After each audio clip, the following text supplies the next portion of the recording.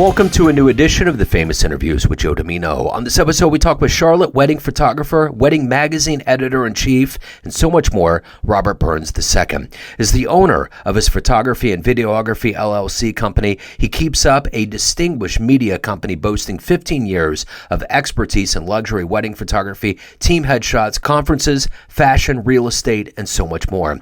As the editor-in-chief of the brand new Charlotte-based wedding publication, Bride Magazine, he brings a wealth of experience and creativity to the industry. It started with journalism and led into being an entrepreneur. Enjoy this journey. And then we can dive right into it. Robert, it's great to meet you, man. Thank you for taking a minute out for the show. Joe, certainly appreciate your time today as well. I'm excited to talk to you and looking forward to speaking more. Yes, sir. You know, I am, along with doing podcasting, other things I do, I've always had a soft spot in my heart for photography. So I'm really looking forward to digging into your history. But before we do that, I want to know, 4 years ago, we were wrapping our heads around this global pandemic that was happening. And I'm curious how you survived that time period and how it changed you. Yeah, that was a challenging period. You really didn't know what was going to happen next. Not next year, like next 10 minutes. So that was interesting. But I guess what carried me during that time is I had actually met my wife at the top of the pandemic, like literally 4 or 5 weeks before the pandemic started. I had just met her for the first time, and we had been, the just early on dating in the beginning. And then probably about 2 months into the pandemic, we got serious and moved in together. So imagine meeting the love of your life, like at the beginning of something as crazy as that. She kept me grounded, but at the same time, my business began to take off a lot more than it had prior to that point. She pushed me a little bit in terms of, hey, you should do this and do that. So I took that advice, but additionally, a lot of people's businesses suffered during the pandemic. That's a terrible thing. Wedding photography didn't really get hit badly from a booking standpoint, as people were still booking weddings and people were still having weddings that they had already booked. The one big impact that happened during that time was for people who had like very immediately coming up weddings, the next 3 months, 3, 4, 5 months, 6 months, something like that. Those weddings got pushed to the next year. So my business actually grew during the pandemic, although it was kind of hampered at first with like the mask restrictions and that sort of thing. Overall, 2021, 2022, 2023 were great years for just bookings and wedding photography. So let's get to the heart and soul of what you do on a daily basis. I'm going to put you in front of a bunch of third graders. It's career day, and one of the kids says, "Hey, what do you do for a living?" How do you answer that child? Yeah, so I am a wedding photographer. What I basically do is for the most important day of people's, couples, brides' lives, I meet with them leading up to their wedding, and I, talk about what their big day is going to be like. I help de-stress them because planning for a wedding can be incredibly stressful. It's, there's a lot of this built up around that day. And then when they get engaged, when somebody proposes to the bride, or the bride proposes to somebody else, I take those photos for them, which helps them make save the date announcements, wedding invites, and then of course on their wedding day, I document that too. So I basically am with the bride and the couple from the beginning, from the second they get engaged, all the way up until their wedding day.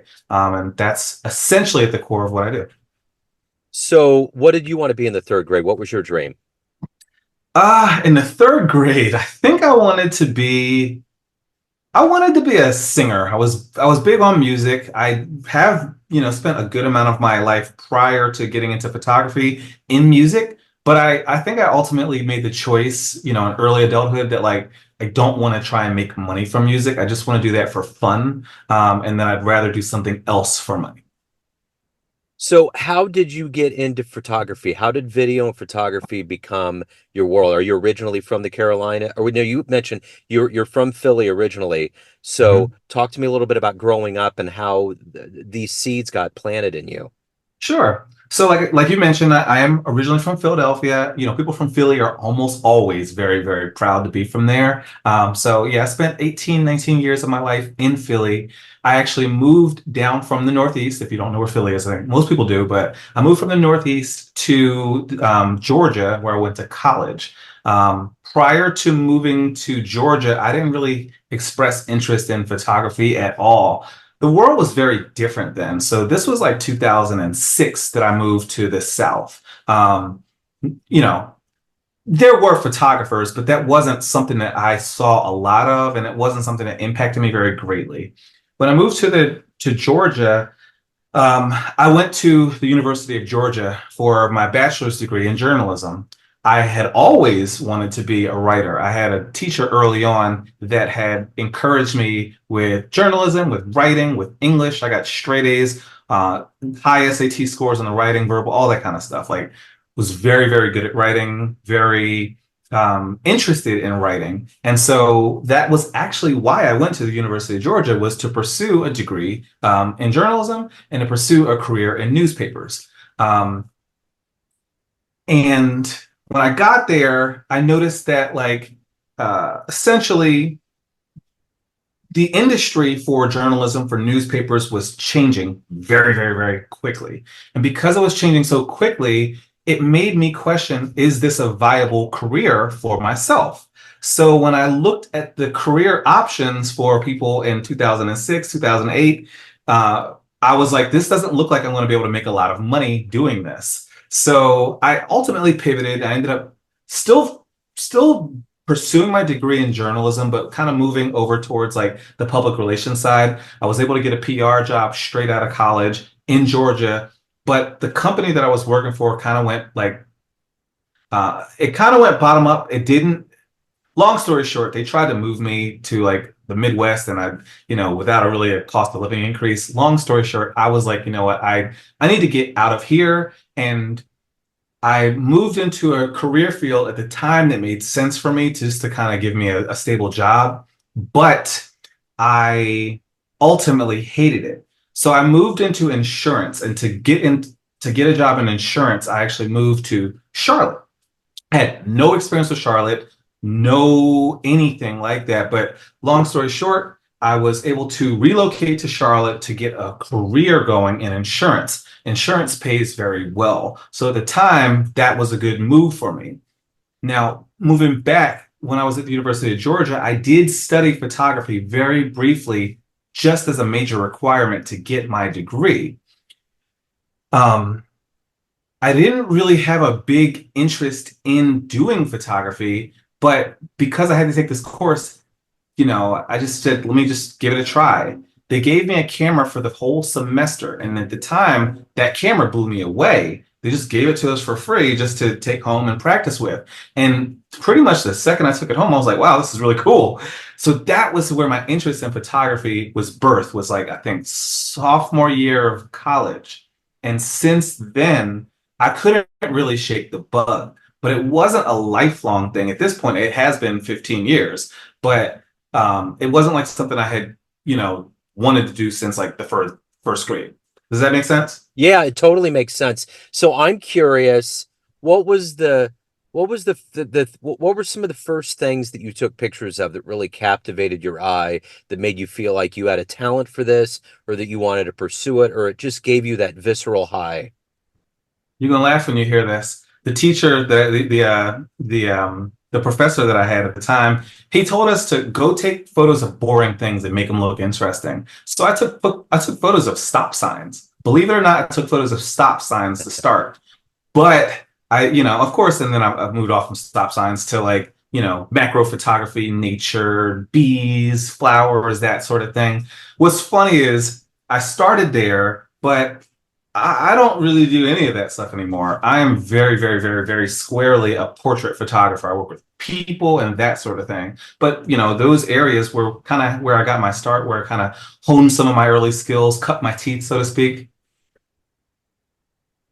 So talk to me about the actual entrance into this world. I mean, when you take pictures of weddings, it's a big deal. I mean I mean that's a lifetime imprint that you're leaving on people, and there's a lot of stress that goes into it. You kind of have to be the calm in the eye of the storm. Yeah. So when did you decide, what was the first gig that hooked you in and you were like, this is something I can do and it makes sense?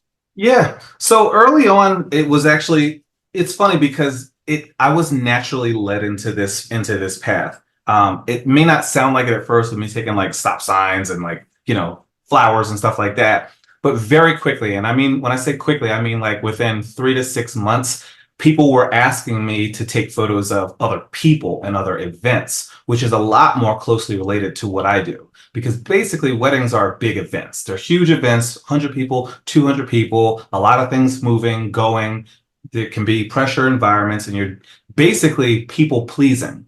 I started doing that kind of work pretty much from day one with photography. Yes, I did stop signs. Yes, I did flowers. But within 3 to 6 months, I had people asking me because, you're at college, and University of Georgia is a huge college. So people see you walk around with a camera, and there's 36,000 kids that go there. They're like, hey, would you take a picture? Would you do this? And also, the world was a lot different back then. So it's 2024 now. People are really overall culturally not very impressed in America by like seeing somebody walk around with a camera. But in 2008, that was not the case. It was very different. And so just walking around with a digital camera, you kind of got a lot more attention, and people will be like, wow, that's really cool. It's like kind of, when drones first came out, seeing somebody walk around flying a drone, like, oh my God, what's that? Or, type of a thing. So that was the environment that I was in. And people asked me to do a lot of like event photos and a lot of like photos of conferences and small groups and stuff like that. So I started to do those very quickly, and believe it or not, I started to charge very quickly as well. I didn't charge a lot of money, but as my skills grew, of course, I began to charge more and more. And I'd probably say within the first 2 years, somebody asked me to photograph a wedding. What's noteworthy about that is I actually declined the first three weddings that people asked me to do because I didn't feel like I was good enough. I also didn't have too much of an interest in doing it at that time. Believe it or not, I just didn't. I was happy doing the other events I was doing, conferences and stuff like that, more corporate headshots, that kind of stuff. But after about three, people asked me, I was like, people keep asking me, hmm. And then I decided to give it a try. And the first one that I tried didn't do so great with, but I really enjoyed it. And I noticed that a lot of the other people who were doing weddings at that time, they complained about how stressful they were and how high pressure they were, and they were not able to get XYZ shot. And I noticed that like when I did the first two, three weddings, I didn't really have a lot of those complaints. It didn't bother me, the stress, the pressure, and I was able to get my shot. So I realized that although weddings can be stressful, and that's like how we talk about them, I didn't have really the weaknesses that a lot of people run into with it. So I felt that I was very well suited to it, and that's kind of how my start got into weddings. So obviously you're calm under pressure. Where did that acumen come from? How do you, now that you look at this, you're now that you look back at how you deal with these events, where did that come from? Um, I would have to say early on photojournalism training from my professor, Mark Johnson, kind of an acclaimed photojournalist. He teaches at the University of Georgia, and he's got 30 plus years in the business of doing this work.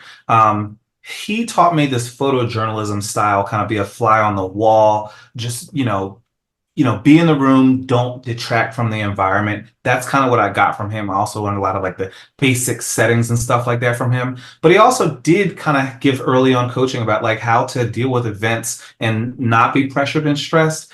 I think a lot of it is just natural also, because even from like day one, I never really encountered a lot of the pressure and stress.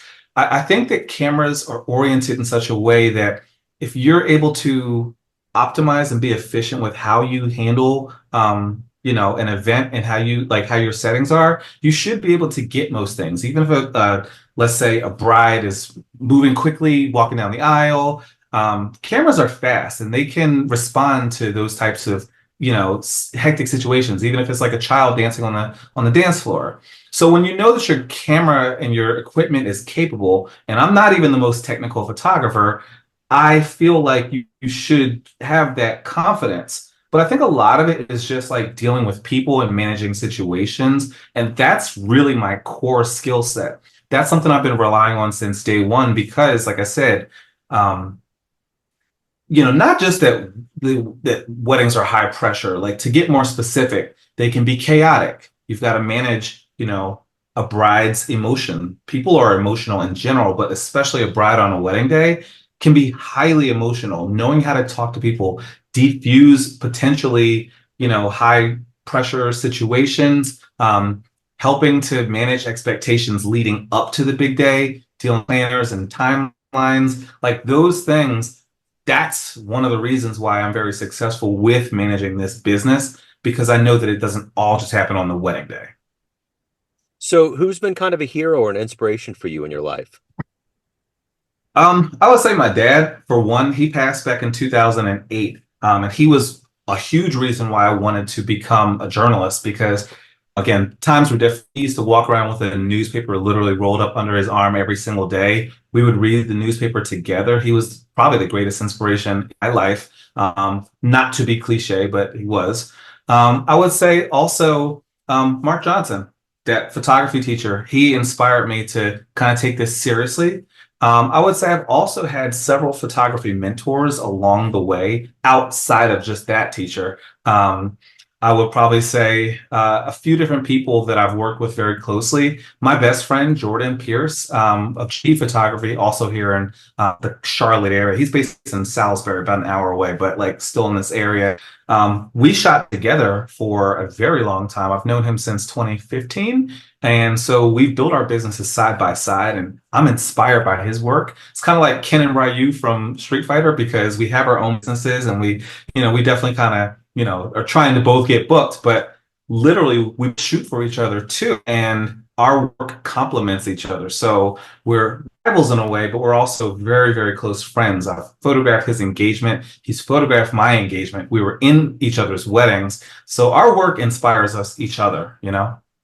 So, in the world, whether it's in photography or otherwise in the creative arts, if you can meet one person alive on the planet that you admire and find fascinating, who would that be? Who would you love to meet and spend time with?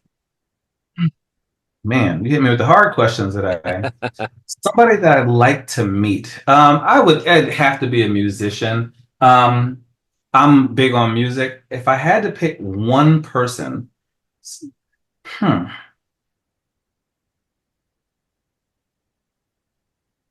And I guess we could even tailor it this way. If you could photograph one musician, have a photo session, who would that be with? I don't know, man. There's just so many artists that I love and respect. My God, that's a really tough question. You might have to edit this. We can circle back around. Let me do this. Let me get the juices flowing here. What was the first live show, live concert that you saw that blew you away? Okay. First one that I ever saw was Kenny G, believe it or not, Yeah. a smooth jazz saxophonist, and Tony Braxton. Both of those two. And Tony Braxton might be on that list of people that I would like to photograph. She's stunningly gorgeous, and also her story is really beautiful. So yeah, maybe I'd say Tony Braxton. Okay, cool. Good answer. So let me ask you this. What is your motivation every day to do the work that you do, to capture the images, to put out a quality product, and to also evolve as a human being? Yeah. So my motivation is honestly is very, very centered around keeping in mind that this is the most important day of a bride's life. So it's not selfish from the standpoint of I'm trying to make the best photos for me. I'm trying to make the best photos and create the best experience for you, the bride.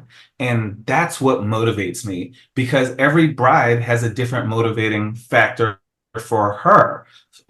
It may be that she wants to plan the most epic party because she's a social sim. She's a social butterfly. She likes to, she wants to kind of showcase her social life. Or it may be that she wants to be very, very well planned and have a smooth running day.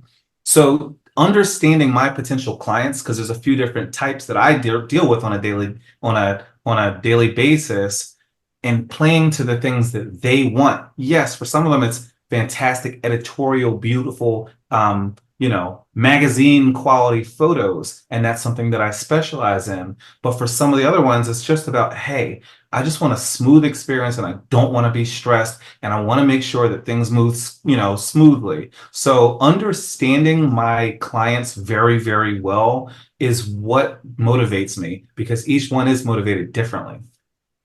What was one of your favorite photo shoots? Favorite in terms of growth or just something that happened that was unexpected? What's one that really pops out? Great question also. I've had so many over the years. I've literally done thousands of photo shoots, so it's difficult to pick one out. But the ones that I've had the most, um, that have helped me grow the most artistically have been what we call styled shoots. So there's a difference between like a wedding and a styled shoot. For a wedding, you have a real life bride and groom who are getting married, and they're going to choose all of the elements and choose the venue, and they're going to have the wedding of their dreams at that location that day. You photograph that. Similar to a wedding, but the complete opposite is a styled shoot. And that's an opportunity. It's basically like a fashion photo shoot for wedding vendors to create inspiration images that brides and grooms can then see, be inspired by, and feel like, wow, I should do like that for my wedding. So I've done both weddings and style shoots. I've done way more weddings than style shoots, partially because planning style shoots is so intense to actually plan. It's basically like planning a wedding because you have to coordinate all the vendors, all the different models, all the different details, every color scheme, all of that kind of stuff. Most photographers will generally, in their entire career, maybe do two style shoots, maybe even just one.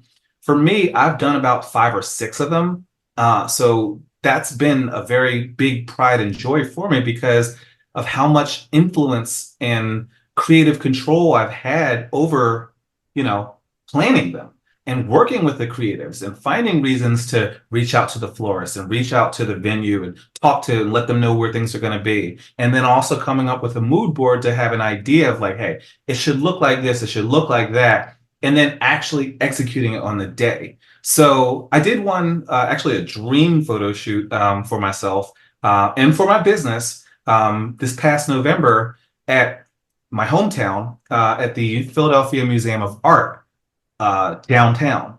And if you don't know that venue, you actually do know that venue because it's from the Rocky movie. Yeah. So it's the Rocky Steps. And growing up in Philly, literally I would drive past that museum several times a week. Every time I go downtown with my dad to Ninth Street to go shopping or whatever. So I would drive past that museum all the time growing up. And this was before I was even interested in photography. But when I got into photography and then I got into weddings and then I got into styled shoots, I was like, what are the most breathtaking venues I could possibly work at? So I don't get to Philly as often as I'd like to, except for when I have a client. And when I have a client, I'm doing what they want to do. So that's one of the reasons why this was so exciting for me because for once, I went back home to Philly.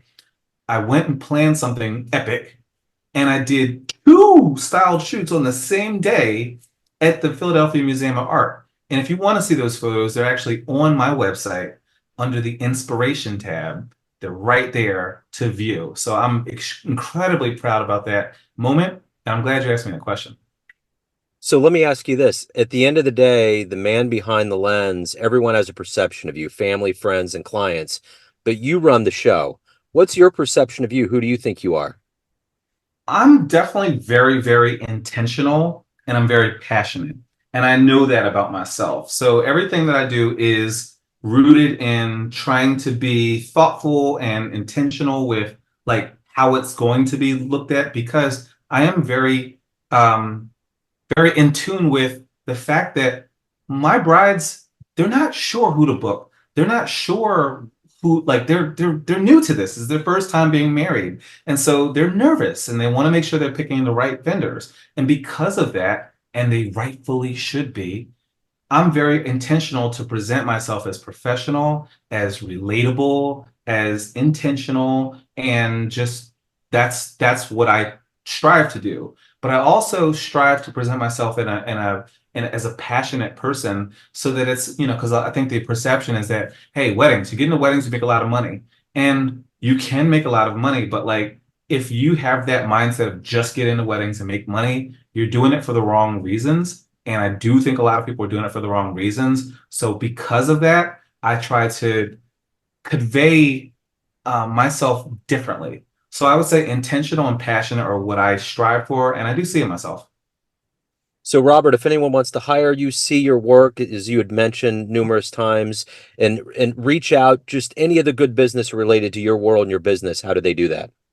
Yeah. So I'm over at Robert Burns II wedding.com. So that's Robert Burns the second, because there is a Scottish poet. He's famous, more famous than me, but he's also deceased. So I'm the second, Robert Burns the second wedding.com. Excellent, Robert. This has been fascinating. Thank you, sir. Thank you for your time. Keep doing the great work. I really appreciate you, man. Thank you so much, Joe. Thanks for tuning in to another famous interview with Joe Dimino, where we cover the world of art, literature, business, spirituality, music, and more from around the globe. Our esteemed theme music was composed and produced by the great E.E. Pointer of Kansas City's River Cow Orchestra. If you want to hear more interviews, visit the Famous Interviews with Joe Dimino channel on YouTube. You can also find us on Spotify and Apple Podcasts. Thanks again for listening, and until next time.